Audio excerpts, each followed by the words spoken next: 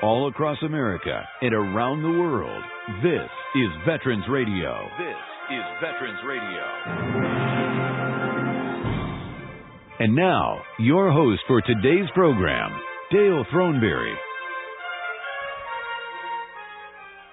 And good afternoon, and welcome to Veterans Radio. My name is Dale Throneberry, and I get to be the aircraft commander today and be your host here on Veterans Radio. And for, I guess, about the 650th time, I'm not sure who's counting, right? But we are very excited to have you joining us today. We're going to be talking about a book entitled Rattle. How many of you out there know what Rattle is? Well, you got to stay tuned to find out what it is. It's a book by Roger Boas, and it's about his experiences during World War II. That's right, ladies and gentlemen. We have a genuine World War II veteran who's going to be on our program today.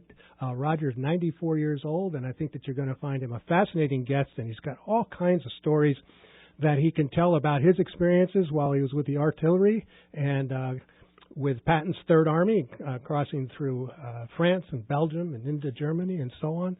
And so I really want to make sure that you stay tuned for that. I'm very excited to interview Roger today. I think it'll be a really great opportunity for all of us. And a matter of fact, you can get in on a conversation if you'd like to. Just give us a call here at WAAM, Talk Radio 1600. The local number is 734-822-1600. That's 734-822-1600. Or you can call us toll free at 844-838-1600. That's 844-838-1600 for toll free. For those of you who are way out of the southeast Michigan area, feel free to give us a call on that toll free number.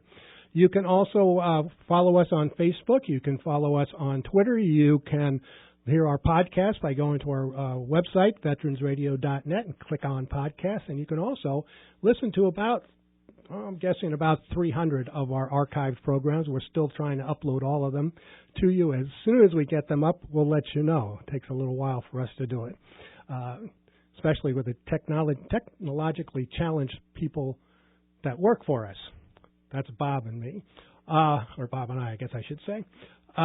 Speaking of Bob, I just want to let you know that he came through his surgery with flying colors, and that I'm hoping he will be back behind the microphone in the next couple of weeks. He's doing really well, and he's got a lot of his energy back and his feistiness back, and so he's ready to go. So we're excited to have the opportunity to get Bob back on the air. I've got a couple of announcements to give you today before we go and talk with Roger. So first of all, joining me on the line right now from the Ann Arbor VA Healthcare System. How's that for a number, right? And that is April LaRocque. April, welcome to Veterans Radio. Hi. Thanks for having me on. Thank you, April. Thank you for joining us. And I know you've got a big event coming up here pretty soon. So tell me all about what's happening at the Ann Arbor VA. Will do, yeah. So just wanted to mention that the VA Ann Arbor Healthcare System's mission is to honor America's veterans by providing exceptional health care that improves their health and well-being. And we are hosting a special program next month to honor, in a particular way, Vietnam-era veterans. So we're going to be hosting a Vietnam-era Veterans Commemoration event on Friday, May the 6th, from 9 a.m. to 12 p.m. in our auditorium.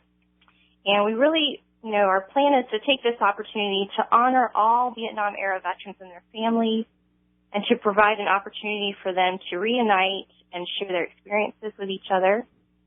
We're going to start off by having a formal opening ceremony around 9:30 a.m. That will include guest speaker Lieutenant Colonel Charles S. Kettles, who is a decorated Vietnam veteran and current Medal of Honor nominee. And that will be followed by some live music and refreshments. And we will also offer the Vietnam-era veterans in attendance a commemorative lapel pin, which will be pinned on by representatives from their respective branch of service who will be there with us. Oh, wow, that sounds cool. So this is going to be on Friday, May 6th, from 9 in the morning till noon. Any refreshments for these fine men and women of the Vietnam era? Yes, absolutely. And also just wanted to mention, too, we're going to have a military memorabilia exhibit that's being provided by a local VFW Post 423 in Ann Arbor. Mm-hmm. We'll have information about the history of the Vietnam War, as well as resource information about various VA programs and services, including VA healthcare. We'll have representatives from the Veterans Benefits Administration, National Cemetery Administration, vet centers, and then local resource information from veteran service organizations, the Washtenaw County Department of Veterans Affairs, and the Buddy to Buddy Veteran Volunteer Program. Oh, that sounds like it's going to be a great event. A great event. Yeah. So reminding our audience that this is on Friday, May 6th from 9 in the morning till noon, and it's going to be in the auditorium at the Ann Arbor Veterans Healthcare Systems main hospital. And is this just a local event, or are VA hospitals around the country doing similar programs? Yeah, there's a number of VAs who are participating in this Vietnam War commemoration time period, which was marked by a presidential proclamation on May 12th to have this commemoration period to extend from Memorial Day of 2012 through Veterans Day of 2025. And so I know you've got a lot of listeners out there who aren't in the Michigan area.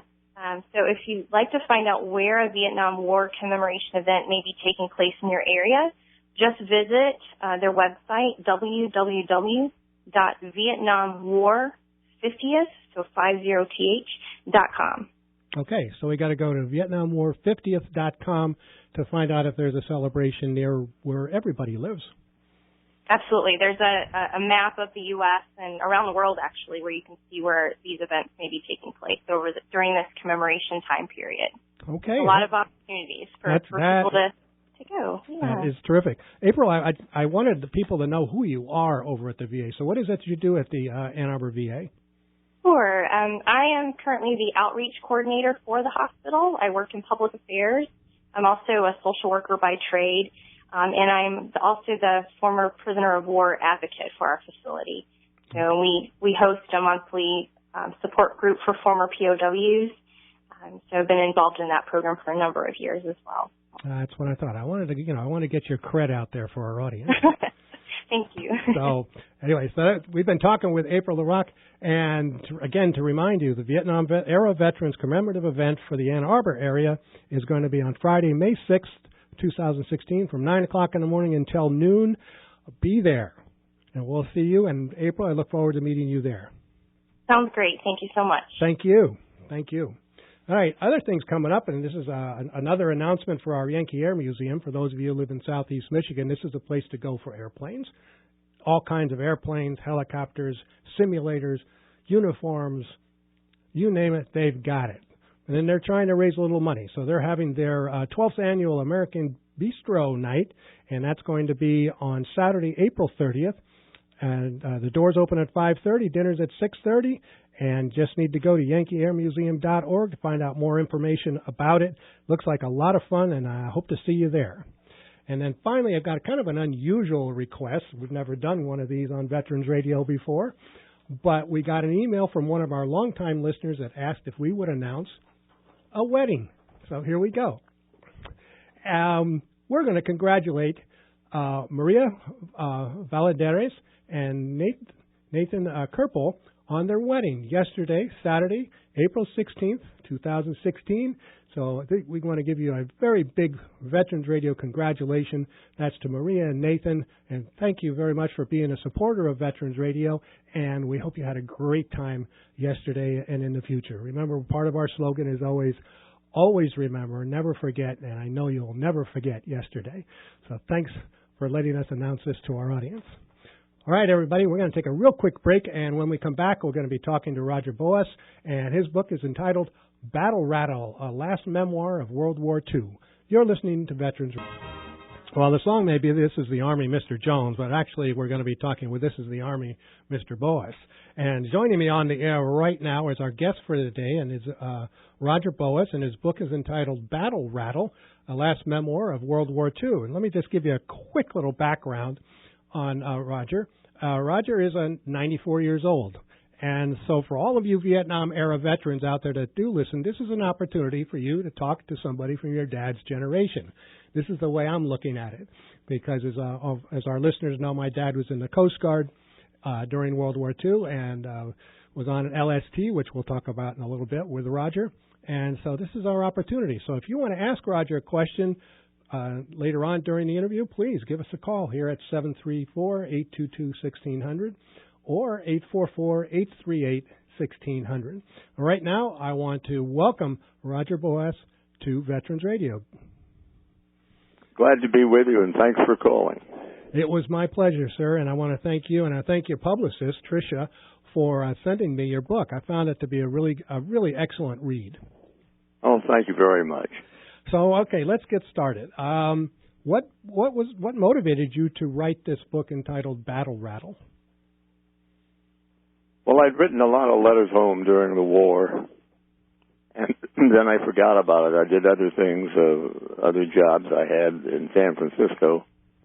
But as time went on, I thought I should read back those letters, and as I read them, I thought that they were something that my grandchildren should know about, because it talked about the war and about my feelings about the war.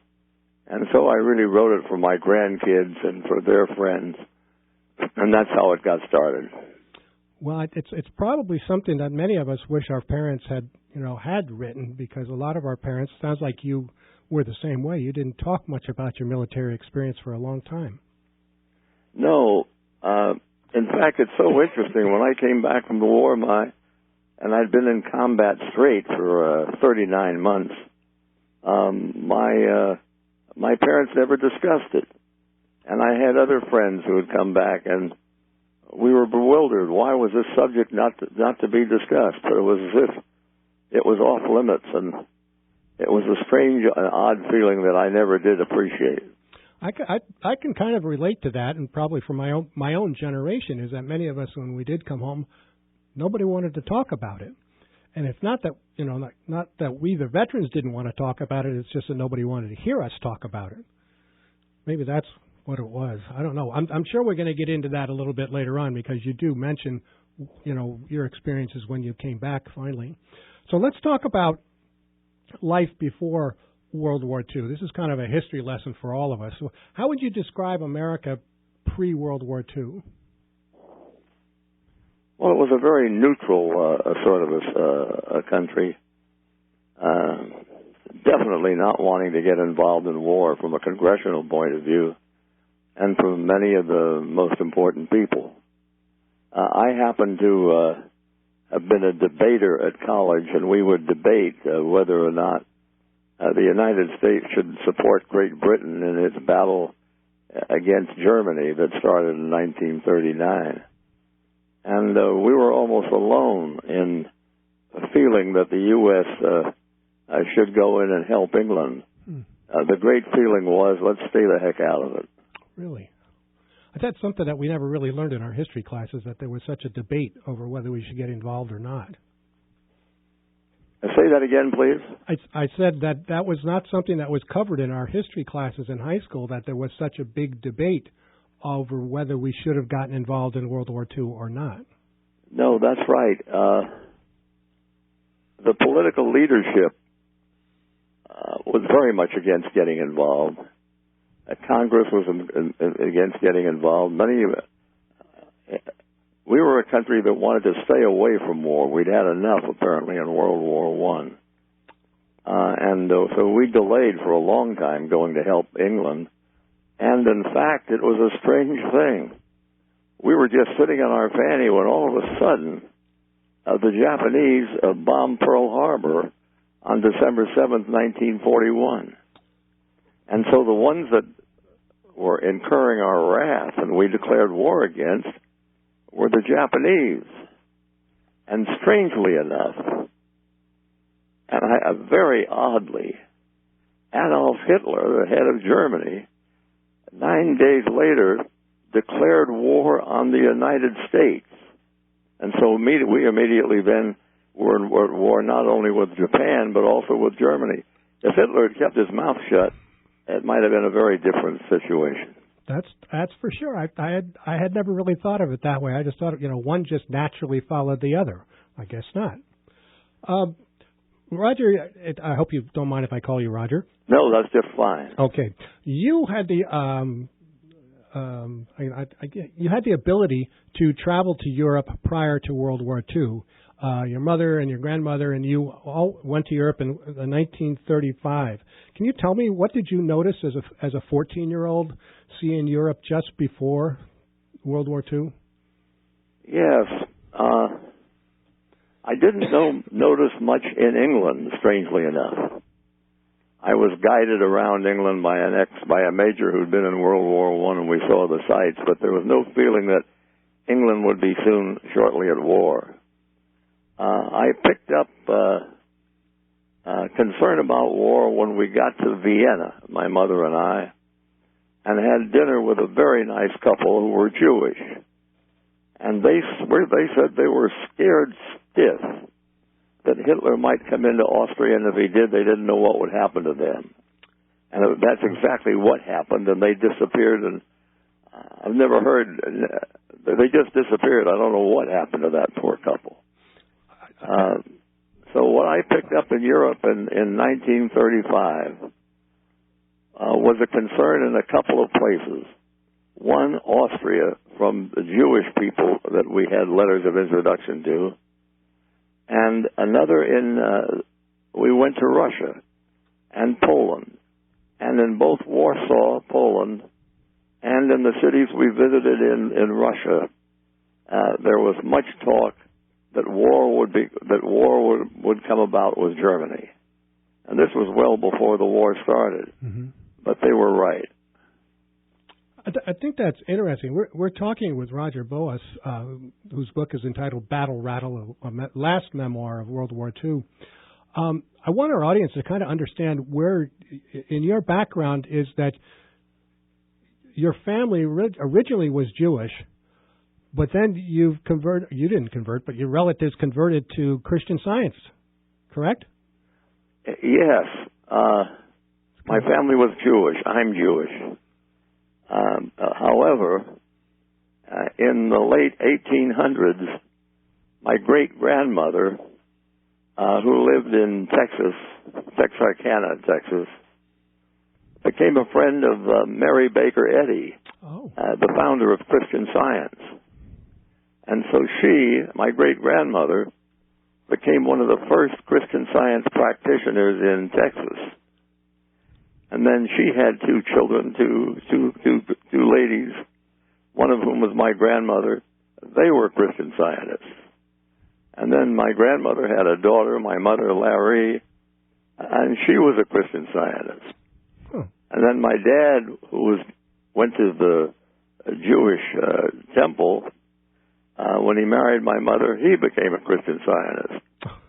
And I also then went to Christian Science Sunday School. Wow. What kept my dad from being a more recognized Christian Scientist was the fact that he liked to smoke cigars and have a highball every once a week, and that was not allowed in Christian Science. So he was a kind of an outrigger Christian Scientist. Okay. But we all followed the religion. That's very interesting, because you had mentioned in your book that you had some experiences with anti-Semitism when you went to Stanford. Yes, the experiences were what you would call oblique, or not bold. Mm-hmm. That is, I was Jewish, and as a result, I was not invited to any of the Stanford fraternities. They didn't have a Jewish fraternity there, and the non-Jewish ones didn't want people like me. Mm-hmm. And so that was the first time I really felt the effects of anti-Semitism. Not that I didn't have a nice life at Stanford, but being not allowed on fraternity rows, so to speak, bothered me then, as it still bothers me. It was pure prejudice. Yeah, many of us can't understand that looking back 70 years and seeing that some of these things were occurring that long ago. You mentioned that on December 7th that the Japanese attacked Pearl Harbor. What do you remember of that day? I was picking up a colleague from school, and we were driving from San Francisco to a seminar on literature being held by one of our professors at Stanford, and we picked it up on the radio. And all of a sudden, it dawned on both of us that life as it had been for us was over. That basically we were at war. The Japanese had attacked us, and I appreciated the fact that very shortly, and it happened the next day, the President, Roosevelt, would declare we were at war with Japan. What we did not anticipate was that we would be at war with Germany almost simultaneously. All right. And part of your experience at Stanford, was that you were joined ROTC. Is that correct? Yes, I have always liked riding horses, and rode horses ever since I was about 7 until recently. And Stanford had a field ROTC, Reserve Officers Training Corps, was based on horse-drawn field artillery guns, 75 millimeter guns, drawn by horses. And so everyone rode a horse, officers, enlisted men, all the cadets. And I found that perfectly wonderful. We roamed the backwoods of the campus on those horses days at a time and went to camp on the horses. And I found it a very pleasurable existence. But as a result, on graduation day, I graduated as a second lieutenant in the field artillery. Field artillery. This is where it's going to get interesting, folks. So here we go. So Roger is now in the field artillery unit, and he's going to start his training. And so where did you begin your training, and can you kind of describe a little bit about what it was like? I had 30 days at a place called Camp Roberts, which is was an Army station in California, in midway between San Francisco and Los Angeles. And that's the first time I began to meet people with very different attitudes. And especially the Southerners. They wanted to go in and kill those Germans. They were very, sort of, you might say, bloody-minded. I went from there to the artillery school at Fort Sill. And there they warned us that they warned us that the British were not holding up the end of their responsibilities militarily. I couldn't believe it. I was a great fan of the British, but they were right. The British were screwing up apparently on the battlefield in those days. Well, and then from Fort Sill, I was sent to the Mojave Desert, which had been made into a military area by General Patton as a major general, and I joined an outfit called the 4th Armored Division, which consisted of tanks and self-propelled guns, and I became a forward observer, field artillery forward observer in the 4th Armored, and stayed there with them in the Mojave Desert. Then we went to Texas, and then we went to England, and after kind of a glorious vacation-like time in England, we crossed the channel and everything changed. Well, we're going to talk about that in a minute. We've got about 2 minutes to go until we have to take a break. You mentioned all this desert training in the Mojave Desert in California because you thought you were going to be going to North Africa, correct? Yes, we were definitely destined for North Africa, and then Rommel, whoever it was running the German side, was ordered by Hitler to stop, and so we were not sent to North Africa after all. Right, because evidently the English finally decided that they were going to turn around and really fight, as you mentioned earlier. They weren't following through, although that's all hearsay for a lot of us. But yeah, that the English had stopped the German approach to Egypt, and then then Rommel was forced to surrender. I mean, he didn't surrender, but he was forced to surrender after Hitler told him not to, and I guess that kind of put him in Hitler's doghouse for a little while. Right. So you went from there to. Can you, in about a minute, do you think you can describe your journey across the Atlantic to England the second time? when you were with Yes, when I went in 1935, it was a luxurious ship with my mother and grandmother. I mean, everything, lovely meals and dance music and all that sort of stuff. Going there on a troop ship was a very different story. There were 10 of us in a room, 10 second lieutenants in a room in bunks. It was even worse for the enlisted men. And all of us, to get away from the crowded depths, went up on deck day and night to get the fresh air. But the crossing, other than the fact that I met some people that were important to me, was uneventful. And we landed in England, and were sent to the old town of Devizes, and we occupied the British barracks there until we went into France. Okay, we're going to take a break right now. Roger, stay tuned. Don't go away. And, I will stay here happily. Okay. And we're going to take a quick break, folks. We're talking with Roger Boas, the author of Battle, Rattle, and we're getting ready to go into France right after D-Day. You're listening to Veterans Radio. Stay tuned. And we're back on Veterans Radio, and my guest today is Roger Boas. He's the author of a book entitled Battle, Rattle, a last memoir of World War II. Just to remind you that Roger is 94 years old, so he is truly one of the, unfortunately, few remaining World War II veterans out there. And he was in artillery, and he was part of Patton's Third Army. And so now we've arrived in England from all of his training in the States and so forth. So, Roger, tell me a little bit about what England was like for the Yanks coming over. It was like a fairyland. I mean, it was the English, especially in London. They welcomed us with open arms. There were quite a few Americans, but not too many. Everyone was very, very receptive to us. There was a joke going around that, as I recall, it said there were three things wrong: overpaid, oversexed, and over here. And that was the way some were describing it, perhaps quite correctly.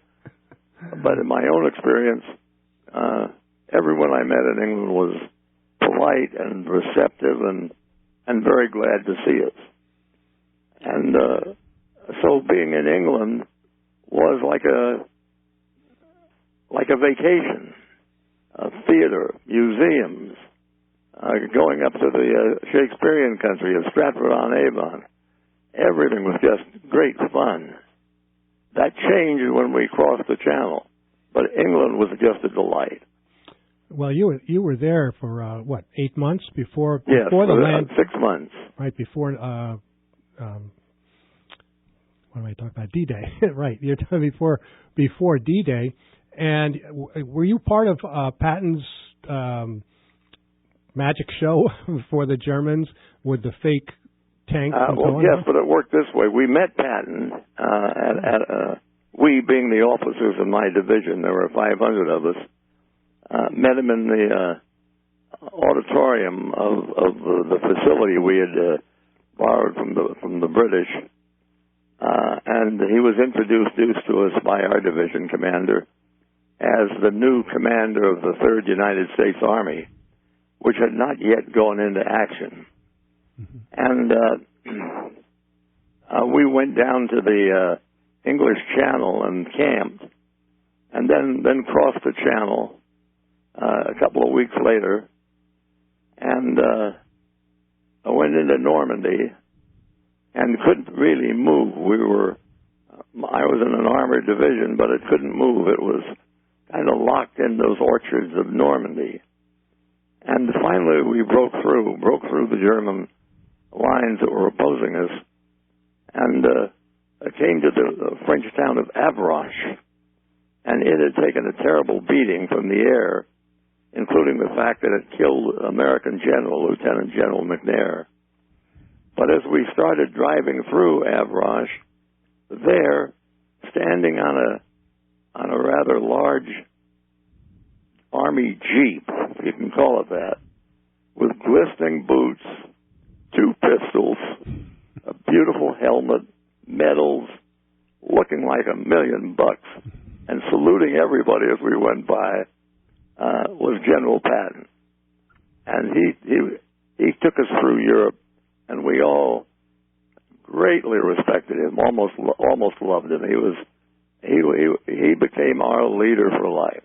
Well, it certainly sounds like it when you describe him in your book. You talk about that, where he's saluting everybody as you're driving by on your way into France.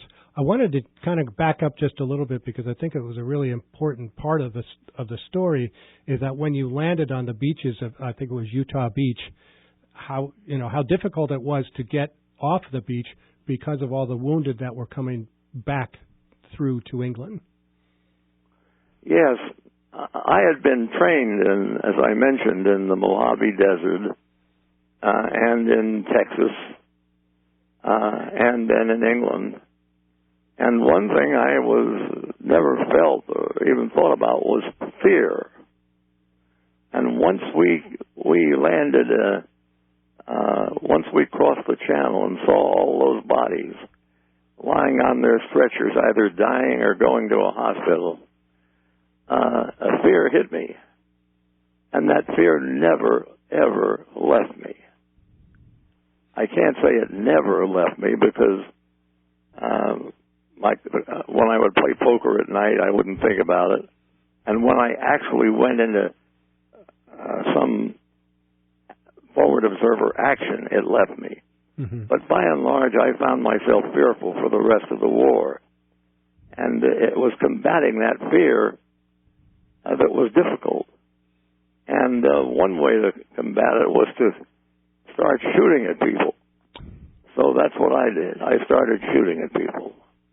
And unfortunately, it sounds like shortly after you arrived in France, you and another buddy of yours ran across two Germans, and luckily you shot first. Yes, that to me has always been a very unfortunate incident. When I say unfortunate, I don't think it should have happened. Or another way of putting it is, I'm not proud of it. But the other soldier, Sergeant Plaza is his name, and I were reconnoitering in the Normandy area, Orchard area, and so forth. And down the road toward us come two German soldiers, about our age, and we were in our early 20s. They were fully armed, but they weren't carrying their arms as if they were going to attack or shoot. They had them just shouldered over their shoulders, so to speak. And they were talking. And my sergeant and I really didn't know what to do as these two Germans approached us. And so we cried, "Halt." And they did not halt. But they didn't aim their guns at us. It didn't even look as if they saw us. And they came walking, and we yelled at them again, "Halt." And when they did not, we shot them. And they both dropped dead, I believe, because I didn't examine the bodies. And I often wondered if that was a necessary action. If these two young Germans would have gone on and been peaceful members of the community. Of course, the Germans were pretty bad and they were pretty rough. So, but it left a big question in my mind. I think it would leave a big question in your mind because even though we are, and you were taught to kill the enemy. It's one thing to talk about doing it, and then it's another thing actually doing it. Because with artillery, you're using, you're blasting people from far away. Yes, the artillery was. As a forward observer, I would see the shells hit, but I couldn't really tell what kind of damage was going on. Once in a while, something blew up, and I could tell we'd hit a vehicle or a gas truck or something like that. But when you're shooting at close range, it's a very eerie feeling. It's you or the other guy. Right. And if the other guy is shooting at you, it's legit. But when he's just walking down the road, kind of gossiping with the other fellow, the legitimacy begins to be questionable. I think that's something that many people, especially infantry guys, have to deal with, when they're in battle, because you never know. It's like you said, you don't know if these guys had finally noticed you. If they had pulled their guns out, then you would have been okay with it. This is kind of a different situation. Yes. Let's try to move on. As you go across France, you ran into a couple of other interesting experiences. Could you talk about the one where you ended up in the church tower? When I ended up where? In a church steeple. Oh, yes. We had left Normandy and had been ordered to Brittany by our army commander and told to try and destroy German U-boat pens which were based at the port of Lorient, France, which is on the coastline in Brittany. So I, as a forward observer, a field artillery forward observer, was ordered by my battalion commander to find an observation post where I could bring down our guns. We had 18 105 millimeter howitzer guns on the German those German elements protecting the German sub-pens.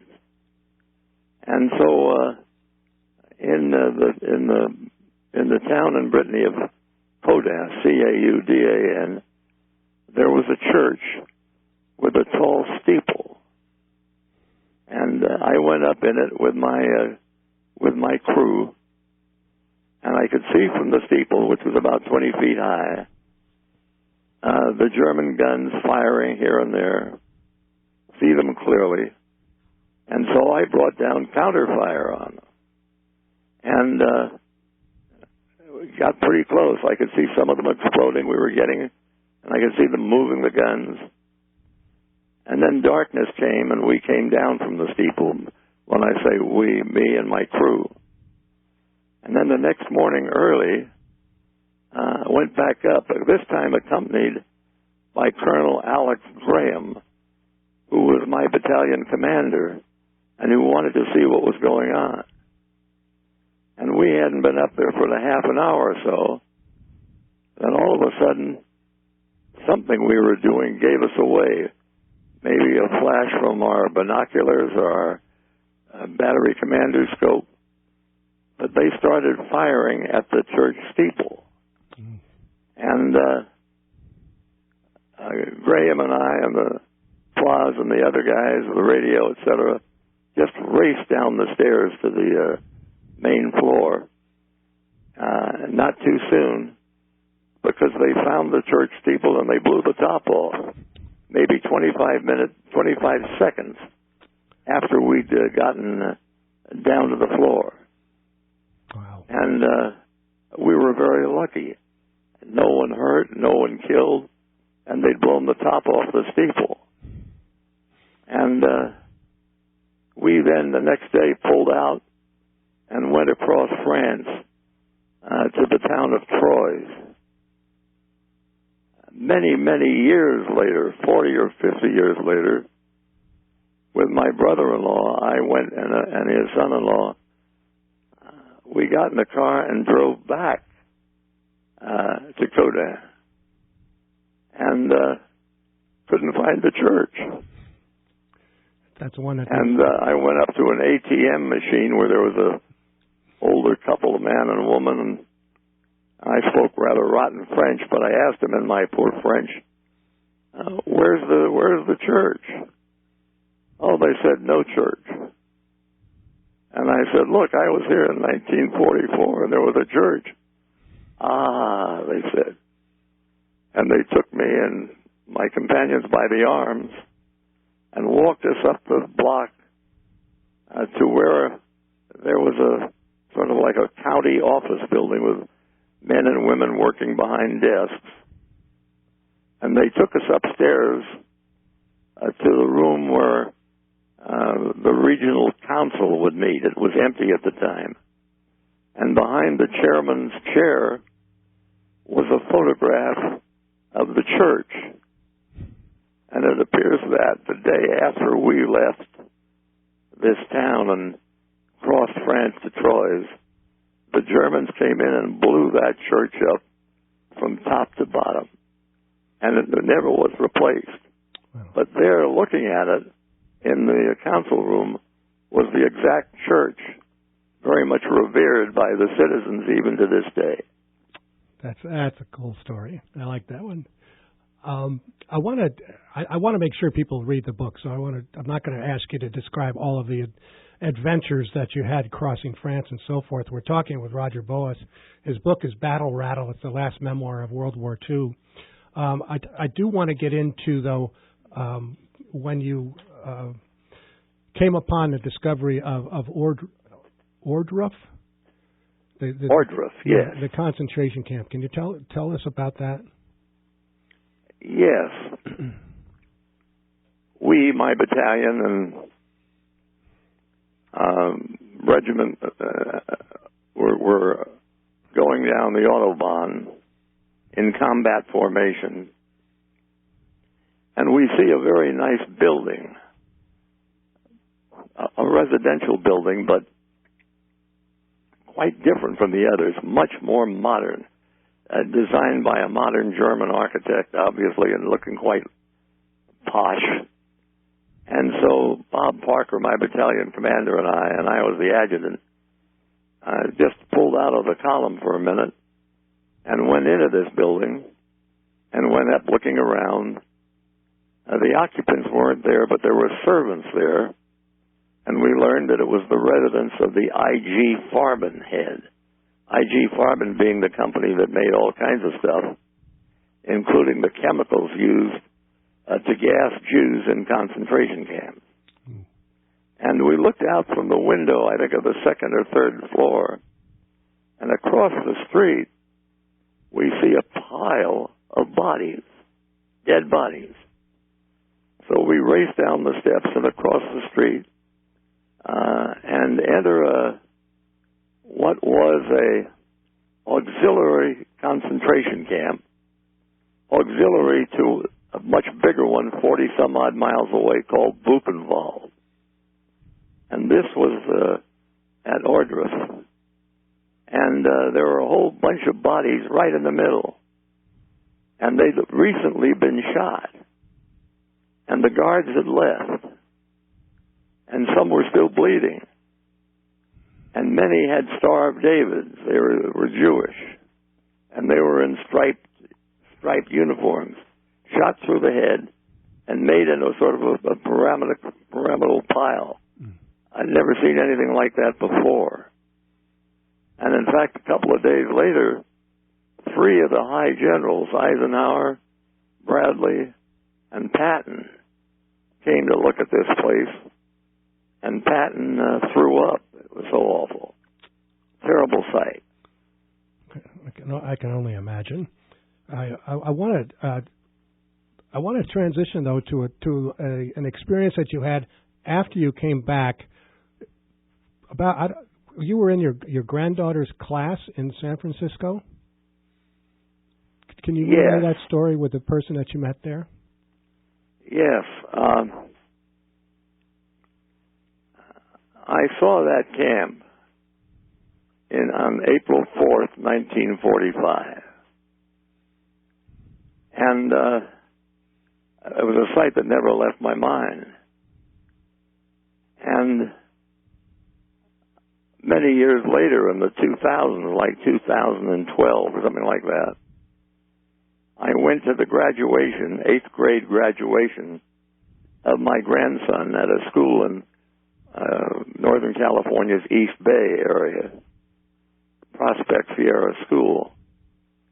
And they had invited various people, old-timers, wives, widows, sons, grandsons, etc., to talk about World War II and personal experiences, or experiences that had been handled down. So I was there talking, as were others. And then they had lunch. And I sat at a table with a bunch of old-timers, being one of the old-timers myself. And there was a fellow sitting on my left, and he had been speaking and saying he'd been a concentration camp survivor, and I said, "What camp were you in?" This is at lunch. And he said, "Ordre." And I said, "Hell, my battalion commander and I opened up Ordre ourselves. We were the two first Americans in it in April 4th, 1945. And he just drops his food and puts his arms around me and says, "You're my savior, you're my savior." He just kept repeating it. But the war, it's so strange. Here we had probably met in April of 45, and now we're having lunch together in 2000 and something at a private school. It is amazing. The coincidence is it's like it's everything is destiny in some sort. We're running up against the clock, Roger. So I want to talk about when you came home, and you kind of did, you were suffering. You felt you were suffering from battle rattle, which was the term that was used during World War II for post-traumatic stress. So what was it like when you got home? I couldn't wait to get home, and when I got home, I found it to be perfectly dreadful. My parents were lovely to me, but I couldn't relate to them or to anyone. I found I couldn't focus on anything, or that I couldn't make decisions. I knew something was wrong with me, but I didn't know what. I was a practicing Christian Scientist in those days, so I went to a Christian Science practitioner who tried to help, but it was no success. I felt lost, couldn't focus, couldn't make decisions. And that sort of aura hung around me for 7 or 8 years. What I didn't know then, that I know now, was that I was suffering from what in World War I they called shell shock. In World War II, we sort of loosely called battle rattle. My division psychiatrist was the battle rattle doctor. And what I had was a good case of post-traumatic stress disorder, which no one knew anything about at this particular time. You mentioned in the book, and again, the book is Battle Rattle by Roger Boas, B-O-A-S, and I encourage all of you out there, whether you're in the military or civilian, or you had somebody that was in the military, to get a chance to go and read this. It really filled in a lot of blanks for myself, and I think it would help us understand, because you mentioned in the book that they trained you for 1.5 years, but nobody trained you how to come back. And that was kind of your mission. Your message at the end of the book is how do you bring these people back? Yes, everything. All the training was go get them, shoot them down, and almost no attention to here's how you react psychologically if you get shot at, or if something bad happens to you or your friends. So all of us were exposed. Some handle it better than others. My colleagues seemed to handle it best if they stayed in the service. It was a framework of protection. Mm-hmm. But for those of us who got out like me, it was up to you. And in my case, I had a very bad time handling myself. I think if I hadn't come back, if I'd stayed in Europe, either as a serviceman or as a civilian and gone to, say, Oxford or Cambridge or a school in France, I'd have been a lot better off. But coming home, where parents and friends did not want to talk about the war, didn't talk about the war, and you yourself were wondering what the heck is happening to me, it was a bad scene. Well, I want to remind our audience, it's not that Roger was not successful after World War II. I mean, he was very big in public television, and you were trying to explain these things to people through it sounds like a really great television program for over 13 years. You ran a successful dealership, and you got involved in a lot of different things. I want to, people with post-traumatic stress, they just deal with it the best way that they can. They still have to go on with their lives. I got lucky. I was not dealing with it well at all, and having trouble making decisions, etc. And one day, I'd been home 5 or 6 years. Out of the blue, a friend of mine, actually an Austrian refugee, a very charming, bright chap, a professor of economics, said to me, Boas, in his German accent, Austrian accent, why don't you try public television? And public television was just getting started. And here in San Francisco, it was called, as it is today, KQED television. Mm-hmm. And I went down. The only show they had right then was a cooking show, how to make popovers and stuff like that. And I talked to the head of the station, and he said, let's give it a try. And so I started helping, being a co-producer in the mainstream of a show we called Profile Bay Area. And it helped pull me out of the slump. My mind got better. The PTSD started to slow down, and I love public television. Well, so that was a change in my life for the better. It's a great way to end our interview, too, I think. Unfortunately, we have to stop this now. We're running out of time. Thank you so much, Roger, for being on our program. It's Roger Boas. His book is Rattle. Please go out and buy this book. Tell everybody you know about it. I think you're going to enjoy the stories. Some of them are very humorous. Some of them, of course, as anybody who's been in the service knows, that you've got some funny stuff goes on and then some terrible things that go on. So I want to thank you very much for being on our program. Great pleasure, and thank you for the invitation. I much appreciate it. Thank you, Roger. All right, that's it for today, folks. That's Veterans Radio, and we'll be coming back next week, and we're going to be talking about benefits and services such as Roger was talking about, where we're trying to help these veterans that are coming back today. And so I encourage you to tune in next week. Until then, you are dismissed.